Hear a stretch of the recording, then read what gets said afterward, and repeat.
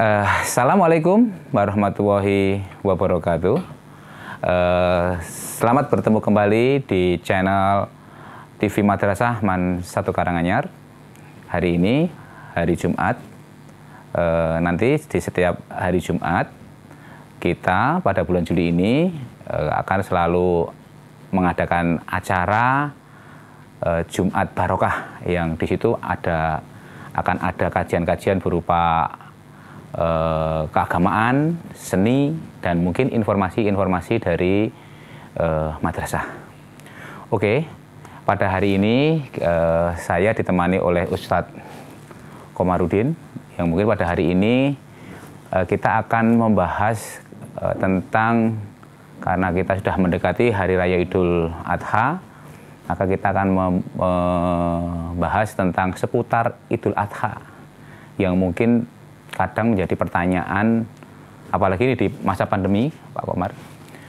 Jadi nanti pertanyaan masyarakat yang mungkin bisa dibuka, kita bincangkan hari ini, maka kita diskusikan hari ini. Monggo, waktu dan tempat kami persilahkan. Bismillahirrahmanirrahim. Assalamualaikum warahmatullahi wabarakatuh. Waalaikumsalam. Terima kasih Mas Iwan yang sudah memberikan waktu kepada saya untuk bisa sedikit sharing tentang Idul Adha atau Idul Kurban yang akan kita laksanakan, kalau tidak keliru, di hari Selasa. Tanggal berapa itu? Tanggal 20 ya? Tanggal 20 Juli ini. Udah masuk di tanggal 10 Dzulhijjah. Membahas Idul Kurban atau Idul Adha. Saya mengambil dari surat Al-Kautsar terlebih dahulu yang berbunyi A'udzu billahi minasyaitonir rajim. Bismillahirrahmanirrahim. Inna a'tainakal kautsar fasalli li rabbika wanhar inna syani'aka huwal abtar. Artinya kurang lebih, sesungguhnya kami Allah memberikan kepada kamu wahai Muhammad nikmat yang banyak, al-kautsar.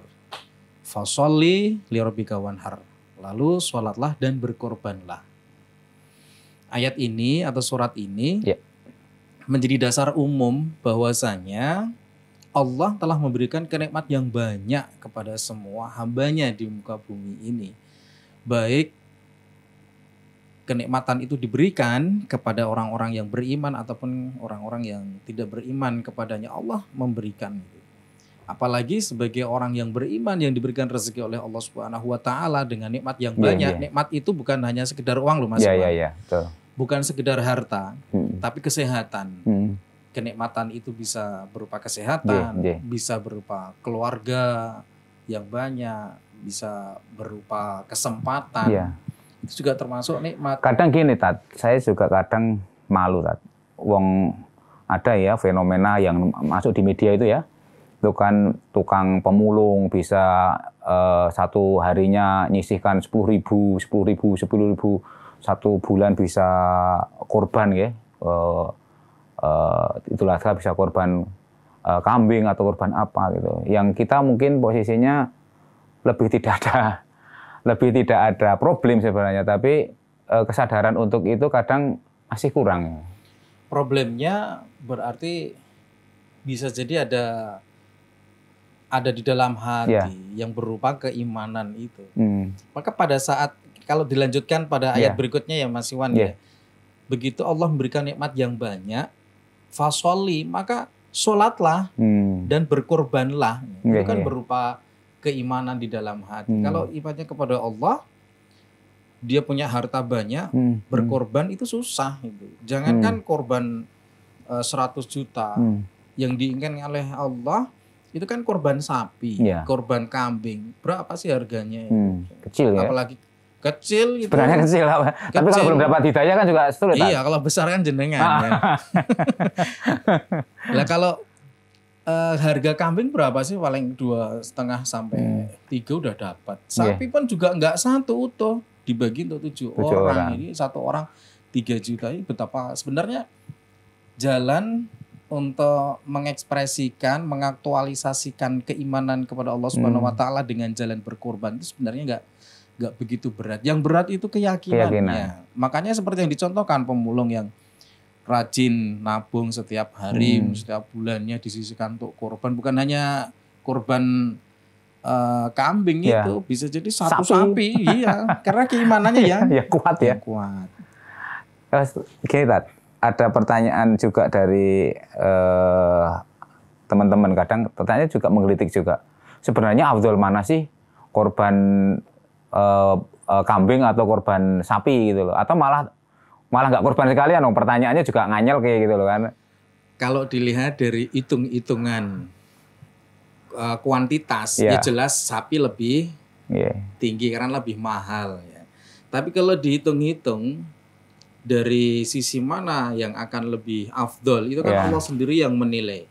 Siapa tahu loh, kita nggak tahu persisnya. Orang yang berkorban sapi tapi karena dipaksa sama tetangganya ya iso. Dipaksa karo sedulure ya iso. Belum tumbuh dari kesadaran pribadi. Kurang gitu, ya? Tapi yang korban kambing karena kesadaran diri, oleh ngumpul ke duit tenanan, iki sakjane dienggo kebutuhan liyane, tapi ben iki lah tak nggo korban demi Allah Subhanahu wa taala. Inna sholati wa nusuki wa mahyaya wa mamati lillahil alamin. Pokoknya demi Gusti Allah aku tak korban. Wah, itu malah lebih utama kan daripada yang tadi saya sebutkan, mungkin ada dioyak-oyak sih. Nah sekarang gini Mas Iwan, untuk menginspirasi tentang korban, hari raya kurban ini pasti tidak terlepas dari ceritanya Nabi Ibrahim dan Nabi Ismail alaihissalam. Ini bermula dari surat As-Saffat ayat 101. Allah berfirman, "Fabasyarnahu bigulamin halim." Kami, maksudnya Allah Subhanahu wa taala memberikan kabar gembira bahwasanya Nabi Ibrahim akan diberikan seorang anak yang sabar. Langsung disebutkan oleh Allah, bukan sekedar anak, tapi langsung membawa sifat anak yang sabar. Luar biasa sekali ya. Nah, begitu Allah sudah memberikan kabar gembira dan akhirnya benar lahirlah Nabi Ismail. Benar-benar ini anak-anaknya sabar. Ujiannya, kesabarannya kan pada saat Nabi Ibrahim, beliau mimpi sampai lebih dari 2 kali, bahwasanya mimpinya isinya untuk menyembelih anaknya Ismail, dan akhirnya mimpi ini disampaikan juga kepada Ismail. Apa jawabannya Ismail? Kalau seandainya perintah ini dari Allah Subhanahu wa taala, laksanakan segera. Jangan ditunda-tunda, jangan pernah merasa ragu. Jawabannya Nabi Ismail. Itu baru jawaban lisan. Begitu beliau dibawa dari rumahnya menuju ke tempat penyembelihan, Nabi Ismail selalu memberikan nilai-nilai kesabaran. Begitu Nabi Ibrahim dan Nabi Ismail dari bawah digoda oleh iblis, mesak nih Ibrahim, ini anak kamu satu-satunya anak kesayangan kamu. Apa jawabannya Nabi Ismail? Memberikan motivasi, tetap jalan ayah, ini perintah Allah Subhanahu wa taala. Solehnya Nabi Ismail itu. Begitu, semoga bintang jadi anak-anak soleh itu. Amin. Amin Pak. Iya. Nah, selanjutnya kan dari perjalanan Ibrahim, Nabi Ismail menyembelih ke tempat penyembelihan. Pada saat Nabi Ismail sudah diletakkan dan pelipisnya dipegang oleh ayahnya Nabi Ibrahim, kata Allah, hentikan. Sebab saya mengetahui ketaatan kamu dan kesabaran anak kamu. Saat itu juga saya ganti dengan sembelihan domba gitu ya? Domba. Jadi yang ingin saya katakan adalah Idul Kurban tahun 1442 Hijriah atau tahun 2021 ini, tema utamanya adalah serahkan Ismail sebagai simbol. Serahkan semua yang menjadi kebahagiaan bagi kita, yang menjadi milik kita saat ini, yang kita anggap berupa harta. Kalau Allah memintanya, serahkan. Serahkan Ismail, berarti serahkan harta kalian. Serahkan semua yang menjadi perhiasan bagi kalian hanya demi Allah Subhanahu wa taala. Tapi gini Pak Lopan, ini pertanyaan yang menggelitik sekarang. Posisinya gini, kan kondisinya pandemi nih, dari pemerintah kan juga sekarang apa ya, kewajiban pemerintah untuk melindungi warganya. Posisi seperti ini mungkin ada aturan-aturan pemerintah. Menurut panjenengan bagaimana? Himbauan untuk warga untuk antara merayakan Idul Adha gitu, yang itu ditunggu-tunggu, baik mungkin orang Islam maupun mungkin orang non Islam pun kadang juga dapat bagiannya, toh Pak Ustadz Komar. Itu dalam kondisi pandemi seperti ini, biar tidak apa ya Pak, kita juga crash antar wah ini nggak bener, ini bener. Menurut panjenengan bagaimana? Kita ngambil positifnya, ya, apa yang jadi kebijakan pemerintah. Ya. Sebab pemerintah mengambil kebijakan saat ini benar-benar merasa khawatir seandainya penderita COVID-19 ini semakin naik. Karena ini sudah sampai 50.000. 50.000 dan saya dengar dan saya baca di berita di televisi Indonesia itu nomor 1 rankingnya. Sekalip India sekarang. India sudah mulai turun ya? India sudah mulai turun dan Indonesia ranking 1 untuk jumlah penderita COVID-19. Nah, kembali lagi kepada positif yang kita ambil dari kebijakan pemerintah adalah kita tetap merayakan Hari Raya Idul Adha. Tetapi juga kita menjaga bagaimana caranya. Caranya adalah kalau seandainya di daerah tertentu memang zonanya merah, sebaiknya tidak usah mengadakan hari raya. Itu karena diambil karena darurat, nggih? Memang diambil karena darurat. Dan di dalam fikih itu kan disebutkan begini, ad-daruratu tubihul mahdzurat. Hal yang darurat itu membolehkan yang halal. Dan itu pun tidak terus-menerus sifatnya, ya, hanya sekali, setelah itu selesai.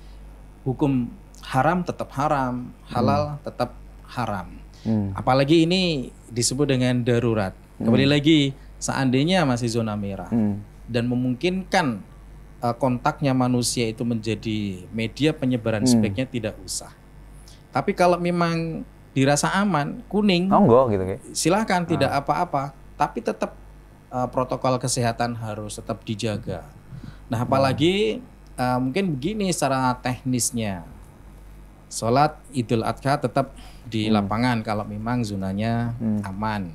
Kemudian pada saat penyembelihan tidak serame dulu semuanya kumpul jadi satu warga, baik dewasa, ibu-ibu, anak-anak kumpul jadi satu. Nah, mungkin kalau sekarang ini khusus dibuat tim saja atau panitia saja yang mengurusi, atau bisa saja penyembelihan di hari berikutnya. Kan di dalam ajaran kita ada hari tasyrik, tanggal 11, 12, 13 yang masih halal untuk menyembelih hewan kurban. Jadi masih ada space waktu ya yang betul sekali, ada periodisasi waktunya lah, bisa kita pergunakan fasilitas itu. Jadi tidak ada kerumunan lah ya. Mencegah itu semua. Tidak ada kerumunan lah yang penting. Jadi dari sisi agama kita dapat merayakan Hari Raya Idul Adha, tapi dari sisi kita sebagai warga masyarakat Indonesia bisa juga mendukung program pemerintah agar penyebaran COVID-19 ini bisa kita tekan melalui dari lingkungan terkecil kita di daerahnya masing-masing. Oke. Terima kasih sekali Pak Komar. Sama-sama Mas. Terima kasih. Hari ini kita ketemu sama, alhamdulillah ada pencerahan dari Ustadz Komar. Mungkin Ustadz Komar ada closing opinion untuk penekanan-penekanan sebelum kita tutup acara ini. Yang pertama, saya ingin mengulangi sekali lagi hikmah yang bisa kita ambil dari Hari Raya Idul Adha ini adalah marilah kita tingkatkan keimanan dan keikhlasan kepada Allah Subhanahu wa taala. Keimanan tanpa dilandasi keikhlasan akan muncul riya atau pamer. Tetapi keimanan yang dilandasi dengan keikhlasan benar-benar hanya mencari ridha Allah Subhanahu wa taala. Pada saat Ibrahim, Ismail berangkat menuju ke tempat penyembelihan, ada dua, keimanan dan keikhlasan. Iman ini perintah Allah Subhanahu wa taala. Ikhlas, semua yang dilakukan semata-mata hanya mencari ridha Allah Subhanahu wa taala, dan semoga bisa menginspirasi kita semuanya. apabila Allah Subhanahu wa taala menginginkan kita berinfak, berzakat, berkorban, maka sesegera mungkin kita sambut perintah itu dengan ikhlas semata-mata mencari ridha Allah Subhanahu wa taala. Dan yang terakhir, semoga kita semua bisa terhindar dari pandemi COVID-19. Amin, amin, amin. Kita, keluarga kita, saudara-saudara kita, lingkungan kita, dan semoga bencana atau musibah ini segera diangkat oleh Allah Subhanahu wa taala menjadi baik, menjadi sehat seperti sedia kala. Itu saja Mas Iwan closingnya. Oke, makasih sekali Ustadz Komar pencerahan yang diberikan untuk warga TV Madrasah MAN 1 Karanganyar. Semoga menjadi benar-benar giroh kita untuk beragama juga tidak berkurang walaupun di masa pandemi.